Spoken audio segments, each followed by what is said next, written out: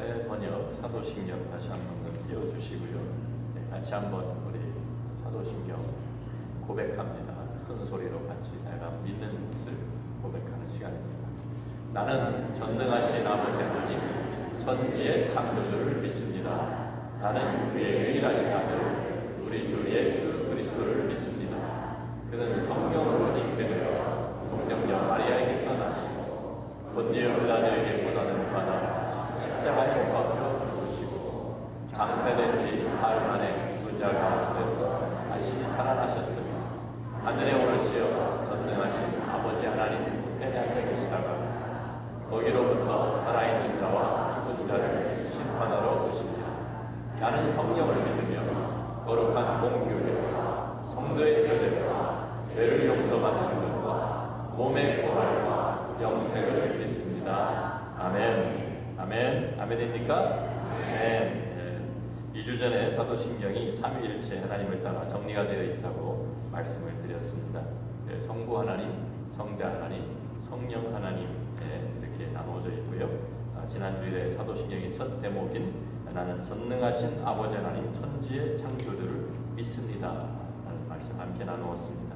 성부 하나님이 어떠한 분이십니까? 성부 하나님은 전능하신 하나님이십니다. 성부 하나님은 또 어떤 하나님이십니까? 성부 하나님은 창조주 하나님이십니다. 무의 소유를 말씀으로 모든 것을 창조하신 그러한 분이십니다. 특별히 우리 사람은 흙으로 친히 빚으시고 그래서 우리에게 생명을 불어넣으시고 하나님의 형상을 주셨습니다. 제가 믿음은 여기에서 시작한다라고 말씀을 드렸습니다. 우리가 여기에 시작하지 않으면 성경이 풀어지지가 않습니다.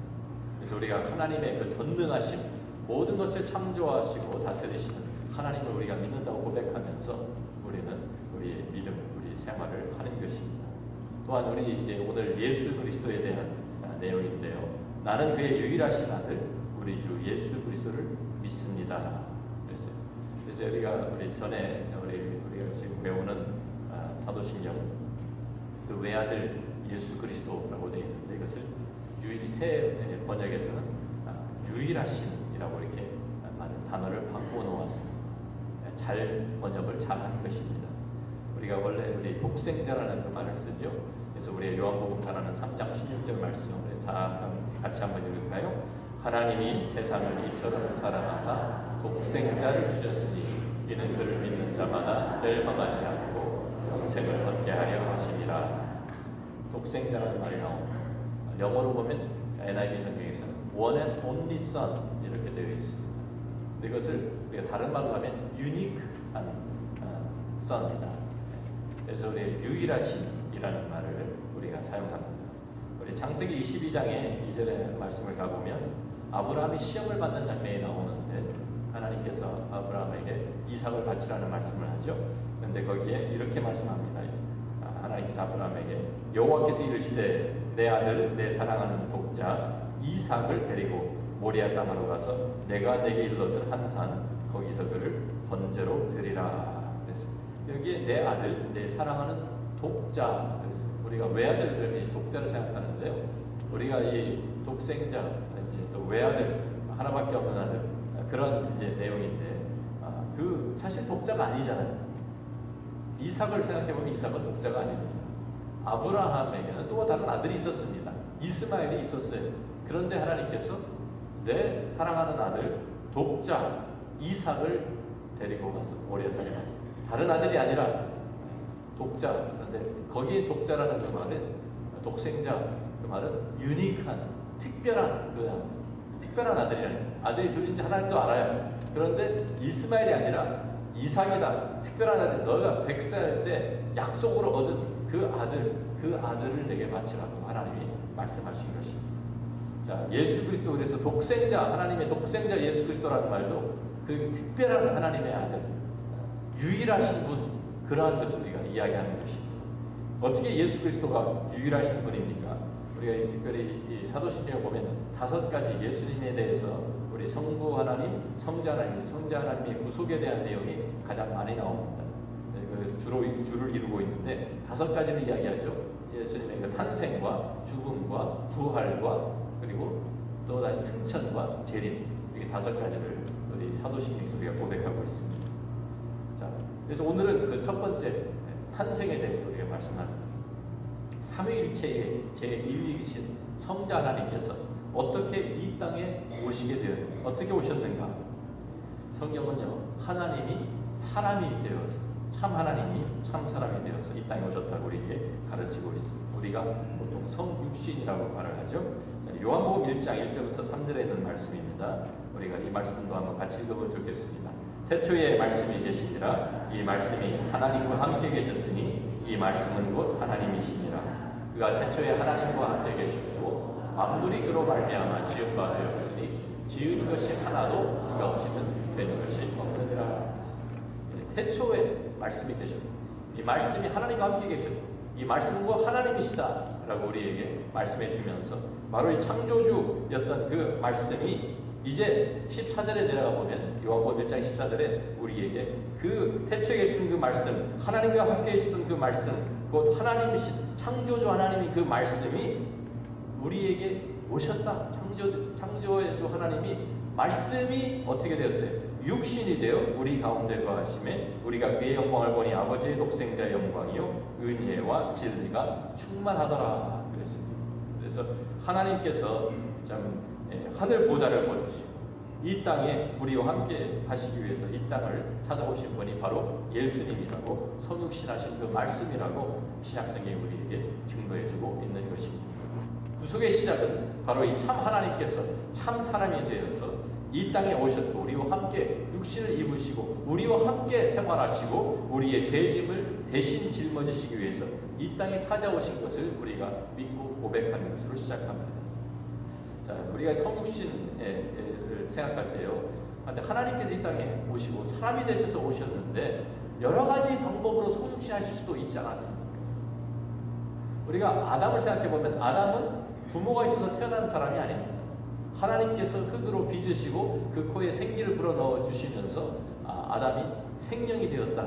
살아있는 생명이 되었다라고 말합니다. 그러니까 완전히 어른으로 지었겠죠. 그래서 어떤 사람은 아담에게는 배꼽이 없었을 것이다. 그런 우스갯소리도 합니다.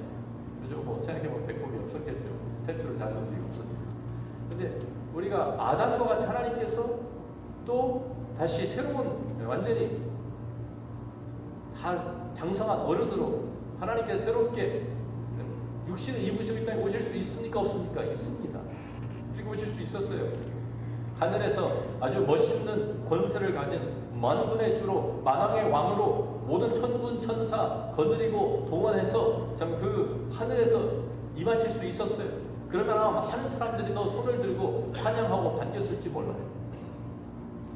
아니면 구름을 타고 내려오시면서 신의 산에서 하나님께서 이스라엘 백성에 나타나신 것처럼 그렇게 번개, 천둥 소리, 불 가운데 이런 큰 권능을 보여주시면서 기적을 베푸시면서 이 땅에 찾아올 수도 있었을 것입니다. 성육신 하는 방법은 여러 가지가 있었을 거 아니에요. 그런데 그렇게 하지 않으셨다는 거예요. 그렇게 오시지 않았습니다. 우리와 똑같이 어머니 뱃속에 태속에서 잉태되고 거기에서 자라고 그리고 어린 아이로 아주 어린 연약한 어린 아이로 태어나셨어요. 성육신이 어떻게 이루어졌는지를 우리 마태복음 1장에 우리에게 말씀해주고 있습니다. 우리가 보통 마태복음 1장에 나오는 이 메시지들은 크리스마스 메시지라 크리스마스 때만 읽는 그런 내용일 때가 많죠. 마태복음 1장 18절부터 25절의 말씀을 제가 읽어드립니다. 예수 그리스도의 나심은 이러하니라. 그의 어머니 마리아가 요셉과 약혼하고 동거하기 전에 성령으로 잉태된 것이 나타났다니 그의 남편 요셉은 의로운 사람이라 그를 드러내지 아니하고 가만히 끊고자 하여 이 일을 생각할 때에 주의 사자가 현몽하여 이르되 다윗의 자손 요셉아 내 아내 마리아 데려오기를 무서워하지 마라. 그에게 잉태된 자는 성령으로 된 것이라. 아들을 낳으리니 이름을 예수라 하라. 이는 그가 자기 백성을 그들의 죄에서 구원할 자이심이라 하니라. 이 모든 일이 된 것은 주께서 선지자로 하신 말씀을 이루려 하심이니 이르시되 보라 처녀가 잉태하여 아들을 낳을 것이요 그의 이름은 임마누엘이라 하리라 하셨으니 이를 번역한즉 하나님이 우리와 함께 계시다 합니다. 요셉이 잠에서 깨어나 일어나 주의 산자의 분부대로 행하여 그의 아내를 데려왔으나 아들을 낳기까지 동침하지 아니하더니 낳음에 이름을 예수라 하니라 그랬습니다. 여기에 강조하고 있는 것이 처녀가 잉태하여 성령으로 잉태된 것이라는 것을 우리에게 말씀하고 있죠. 똑같은 내용이 누가복음 1장에도 있습니다. 누가복음 1장 우리가 26절 말씀부터 보면 천사가 마리아에게 찾아와서 좀 그 미리 그 수태고지라는 것을 얘기하죠. 그래서 여섯째 달에 천사 가브리엘이 하나님의 보내심을 받아 갈릴리 나사렛이라는 동네에 가서 다윗의 자손 요셉이라는 사람과 약혼한 처녀에게 이르니 그 처녀의 이름은 마리아라. 그에게 들어가 이르되 은혜를 받은 자여 평안할지어다. 주께서 너와 함께 하시도다 하니 처녀가 그 말을 듣고 놀라 이런 인사가 어찌함인가 생각하며 천사가 이르되 마리아여 무서워하지 말라. 내가 하나님께 은혜를 입었느니라. 보라 내가 잉태하여 아들을 낳으리니 그 이름을 예수라 하라. 그가 큰 자가 되고 지극히 높으신 이의 아들이라 일컬어질 것이요 주 하나님께서 그 조상 다윗의 왕위를 그에게 주시리니 영원히 야곱의 집을 왕으로 다스릴 것이며 그 나라가 무궁하리라. 마리아가 천사에게 말하되 나는 남자를 알지 못하니 어찌 일이 있으리이까. 천사가 대답하여 이르되 성령이 내게 임하시고 지극히 높으신 이의 능력이 너를 덮으시리니 이러므로 나실 바 거룩한 이는 하나님의 아들이라 일컬어지리라. 보라 내 친족 엘리사벳도 늙어서 아들을 배었느니라. 본래 임신하지 못한다고 알려진 이가 이미 6달이 되었나니 대저 하나님의 모든 말씀은 능하지 못하심이 없느니라. 마리아가 이르되 주의 여종이오니 말씀대로 내게 이루어지이다 하며 천사가 떠나가니라. 여기에서도 강조하고 있는 내용이 무엇입니까? 처녀가 잉태하였다. 성령으로 잉태될 것이다 라는 것을 우리 강조하고 있습니다. 그래서 우리가 사도신경 2번째 대목에 보면 성자 예수님에 대한 내용을 우리가 같이 우리 고백하는 가운데 성령으로 잉태되어 동정녀 마리아에게 태어나셨다는 것을 우리가 고백하고 있습니다. 하나님께서 이 땅에 찾아오셨는데 성육신 하셨는데 그 과정을 우리와 똑같이 어린아이로 어머니 뱃속에서 9달 반 동안을 기다렸다가 어린아이로 탄생하시고 어릴 때부터 모든 과정을 다 거치면서 성장해서 우리와 똑같은 사람이 되었다. 그것을 성경이 우리에게 보여주고 있습니다. 한 가지 다른 점이 있다고 하면 그것은 바로 우리와 같이 육신의 아버지가 없었다는 것이죠. 성령으로 잉태되었다.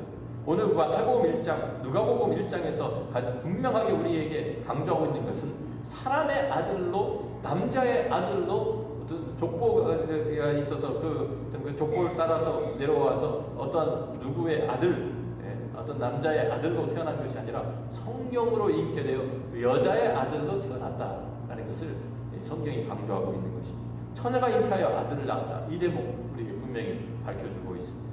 그런데 이런 말 들으면 황당하죠.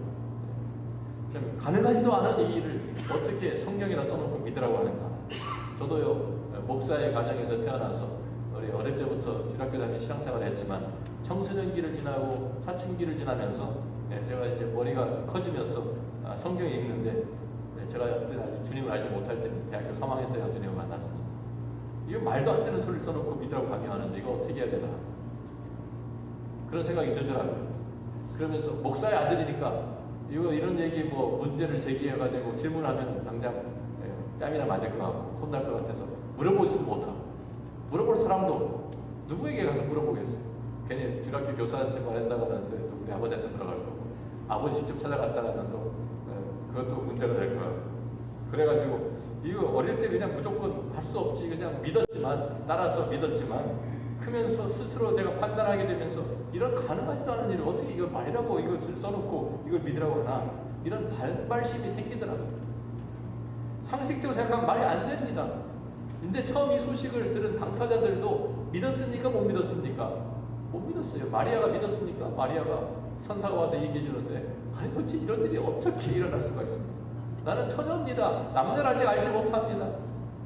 그런데 어떻게 이런 일이 있을 수 있습니까? 그러니까 하나님의 그 전능하심 이야기하면서 성령으로 잉태될 것이다. 그래서야 난 믿은 거예요. 천사가 나타나서야 믿은 거예요. 아니 요셉도 믿었습니까? 못 믿었습니까? 그 소식 잉태되었다. 마리아가 배가 불러오고 있다. 알게 되니까 기가 막힌 것이죠. 분명히 처음에 요셉이 어떻게 생각을 했을까요? 누가 분명히 다른 남자하고 간통을 해가지고 임신을 했구나. 그런데 이걸 사실을 알리면 뭐 사람들이 쳐 죽일 수도 있으니까 마리아를 불쌍하게 여겨가지고 마리아를 구해야 되겠다. 그래서 가만히 약혼을 파혼시키고 끊으려고 했던 거예요. 그런데 천사가 꿈에 나타나서 그에게 말을 전해주지 마. 성령으로 잉태된 것이다. 무서워하지 마. 두려워하지 마. 그래서야 요셉이 마리아를 데리고 온 것입니다. 근데 우리가 성경의 증거, 우리 공부해 보면요, 하나님께서 이미 구약 성경에 이 처녀가 잉태하여서 동정녀 탄생에 대한 말씀을 분명하게 미리 기록을 해 놓으셨습니다. 우리가 그냥 마태복음 1장, 누가복음 1장만 있으면 아마 우리가 믿지 못할 거예요. 이거 예수님을 신격하기 위한 신화를 만들어낸 것이다, 뭐 이렇게 얘기할 수도 있겠죠. 근데 하나님께서 우리가 그렇게 생각할 줄 미리 아시고 우리에게 믿음을 주시기 위해서 이미 창세기에 또 이사야에 하나님께서 오래전에 예수님이 태어나기 전부터 하나님께서 예고하시고 그 말씀을 그대로 성취해 가시는 것을 우리에게 보여주십니다. 우리가 잘 아는 창세기 3장에 이런 말씀이 있습니다. 아담과 하와가 범죄하는 바로 그 장면에 우리가 원시복음이라고 하는, 우리가 프로토유앙겔리언이라고 하는 그 말씀이 있죠. 창세기 14장에 하나님께서 뱀을 저주하시면서 이렇게 말씀합니다. 여호와 하나님이 뱀에게 이르시되, 이제 사람을 죄에 빠지게 만든 그 뱀을 저주하시면서, 내가 이렇게 하였으니 내가 모든 가축과 들의 모든 짐승보다 더욱 저주를 받아 배로 다니고 살아있는 동안 흙을 먹을지니라. 내가 너로 여자와 원수가 되게 하고 내 후손도 여자의 후손과 원수가 되게 하리니 여자의 후손은 내 머리를 상하게 할 것이요 너는 그의 발꿈치를 상하게 할 것이니라 하시고, 여기 여자의 후손이라는 말을 하나님 일부러 쓰신 거예요.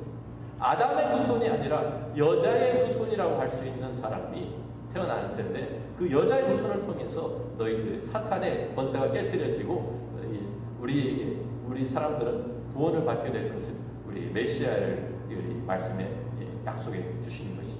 여자의 후손. 그 여자의 후손이 어떻게 태어나는지 상상할 수가 없죠.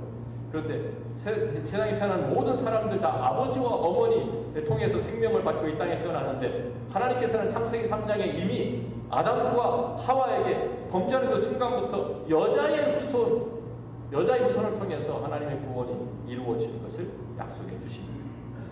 그리고 우리가 읽은 오늘 본 이사야서 7장 14절 말씀이 그 여자의 후손을 이어서 우리에게 이사야 선지자가 예수님 태어나시기 700년 전에 우리에게 이렇게 약속해 주는 것입니다. 이사야 7장 14절 같이 다시 한번 읽습니다. 그러므로 주께서 친히 징조를 너희에게 주실 것이라. 보라, 처녀가 잉태하여 아들을 낳을 것이요 그의 이름을 임마누엘이라 하리라. 우리가 조금 전에 읽은 마태복음 1장 23절에 바로 이 이사야서 7장 14절 말씀을 인용하고 있습니다.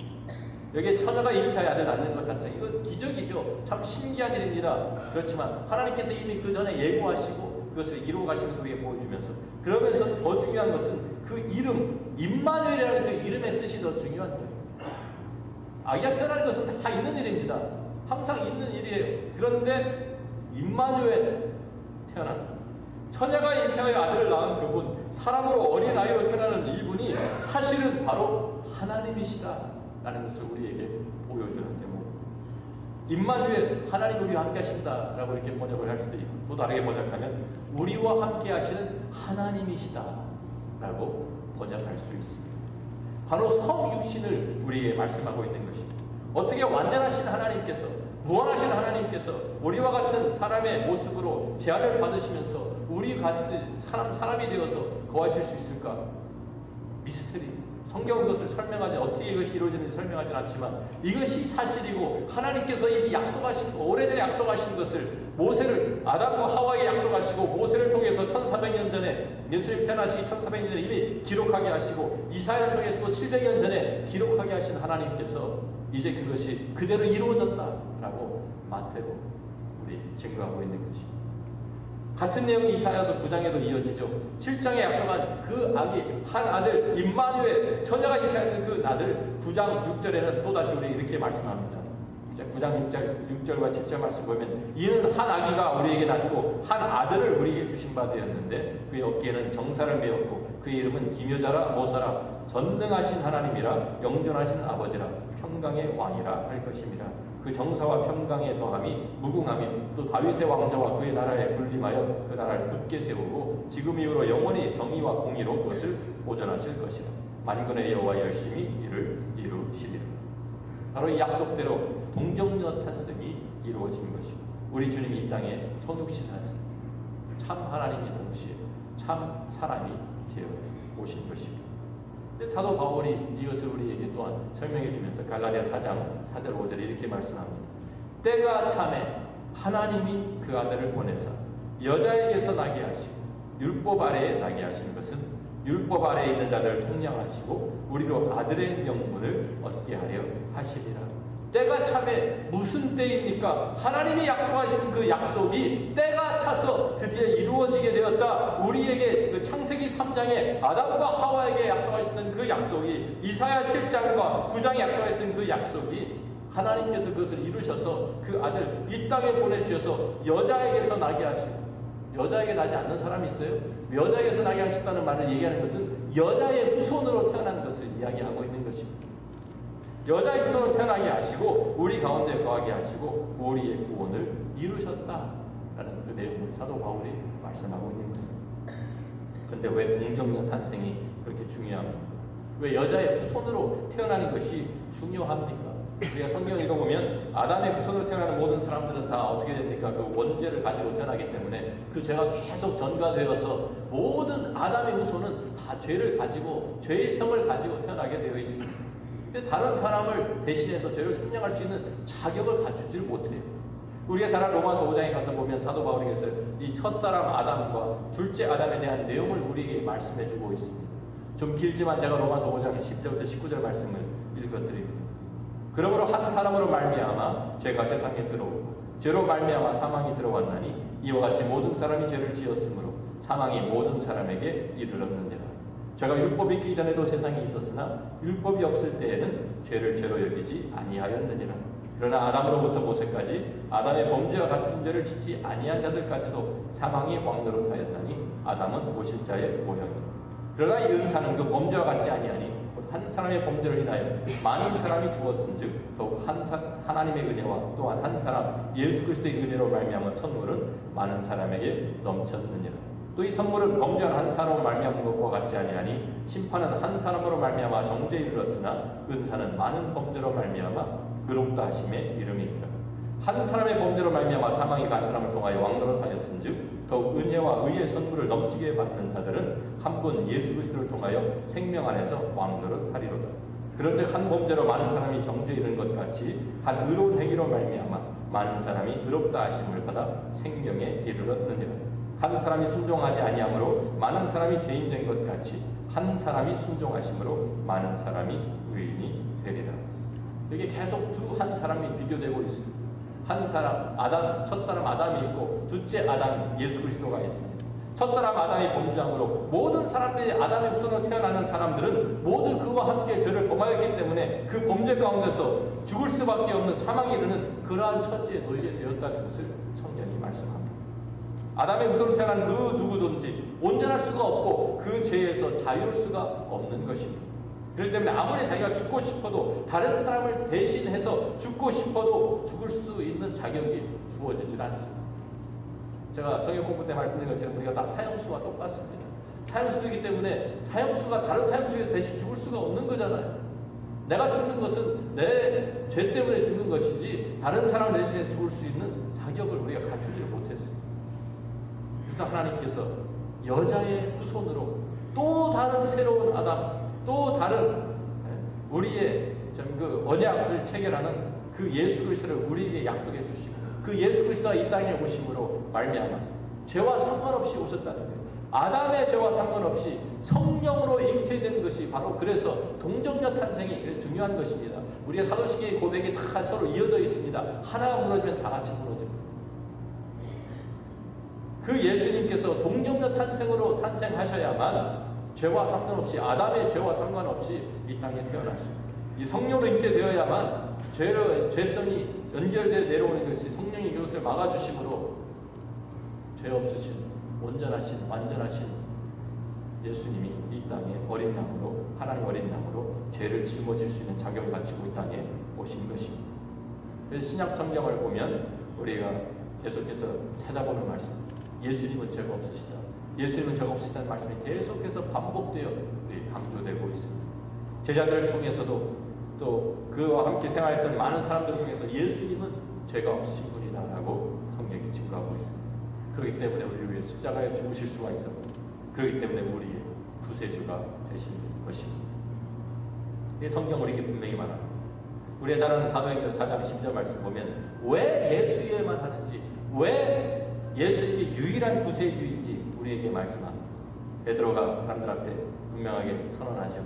사도행전 4장 12절 말씀 다 함께 같이 읽습니다. 다른 이로서는 구원을 받을 수 없나니 천하 사람 중에 구원을 받을 만한 다른 이름을 우리에게 주신 일이 없음이라 하여. 다른 이로서는 구원을 얻을 수 없다. 다른 사람은 구원받을 수 없어요. 왜? 죄의 문제를 해결할 수 있는 분이 없기 때문에. 예수 그리스도 외에는 죄의 문제를 해결할 수 있는 분이 없기 때문에. 오직 죄가 없으신 예수 그리스도 십자가의 대속을 통해서만 가능한 것이 우리의 구원입니다. 그래서 하나님께서 그 하나님의 그 계획과 섭리 가운데 때가 되었을 때 하나님의 약속대로 아담과 하와의 약속하시고 모세를 통해 기록하게 하시고 1400년 전에 또 700년 전에 이삭을 통해 기록하게 하신 그대로 예수 그리스도의 여자의 후손으로 태어나게 하시고 동정녀 탄생을 통해서 아담의 죄와는 상관없이 이 땅에 보내셨습니다. 예수님께서 우리의 모든 죄를 담당하시고 십자가에 죽으심으로 구속을 완성하신 사건을 우리가 믿음으로 고백하는 것입니다. 잘 아는 우리가 요한복음 14장 6절에 주님께서 스스로도 우리에게 말씀하셨지요. 예수님이 우리에게 말씀하신 것을 같이 읽습니다. 예수께서 이르시되 내가 곧 길이요 진리요 생명이니 나로 말미암지 않고는 아버지께로 올 자가 없느니라. 나로 말미암지 않고는 예수님이 유일하신 분인 것을, 구세주인 것을 우리에게 밝혀주고 있는 것입니다. 우리를 죄와 저주와 사망에서 구원하신 유일한 분은 바로 예수 그리스도 한 분밖에 없습니다.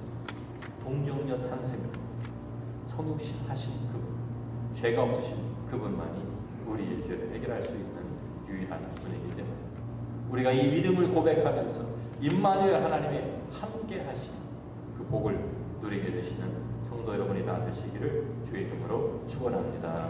기도하겠습니다.